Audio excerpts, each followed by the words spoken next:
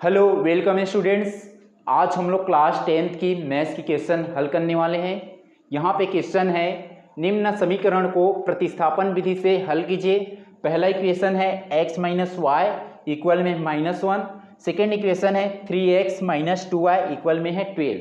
यहाँ पे हम लोग हल करेंगे तो हम लोग सबसे पहले जो इक्वेशन दिया है उस इक्वेशन को नोट कर लेंगे। तो यहाँ पे हमारा पहला इक्वेशन है x माइनस y इक्वल में है -1। ये हो गया हमारा पहला इक्वेशन या फर्स्ट समीकरण। दूसरा समीकरण या सेकेंड इक्वेशन है हमारा 3x माइनस 2y इक्वल में है 12। ये है दूसरा समीकरण या सेकेंड इक्वेशन। अब यहाँ पे हम लोग प्रतिस्थापन विधि से सोल्व करेंगे। तो फर्स्ट इक्वेशन से हम लोग लेंगे पहला समीकरण से, समीकरण 1 से। तो समीकरण 1 से यदि हम लोग लेंगे तो ये हो जाएगा हमारा समीकरण 1 है x माइनस वाई इक्वल में है -1। अब यहाँ से हम लोग यदि x का मान निकालेंगे तो x यहीं पे रहेगा और -y को इधर ट्रांसफर कर देंगे तो वो क्या हो जाएगा, +y हो जाएगा। तो ये हो जाएगा y प्लस हो गया और ये -1 का -1। तो यहाँ पे हमारा जो x का मान जो आया है y -1 आया है। अब इस मान को हम लोग समीकरण 2 में पुट कर देंगे, जिससे यहाँ पे हमारा जो है y का मान ज्ञात हो जाएगा।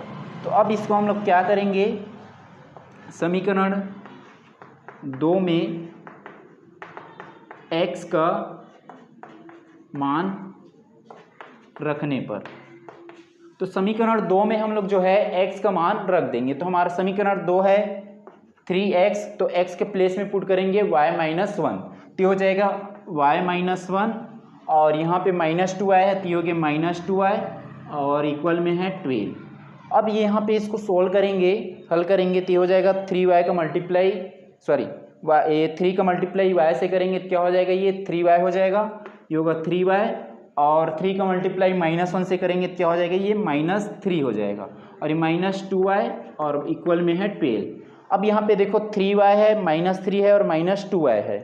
तो ये जो है 3y में -2y क्या हो जाएगा, घट जाएगा, क्योंकि ये y सेम है। तो जो सेम रहेगा, जो वेरिएबल वैल्यू वो क्या हो जाता है, प्लस हो रहा है प्लस, और जो माइनस हो रहा है माइनस हो जाता है। तो यहाँ पे क्या हो रहा है, माइनस हो रहा है। तो 3y में -2y करेंगे तो 3y में हम लोग -2y करेंगे तो यहाँ पे बचेगा क्या, y। मतलब 3 में हम लोग 2 घटाएंगे, बचेगा क्या, 1।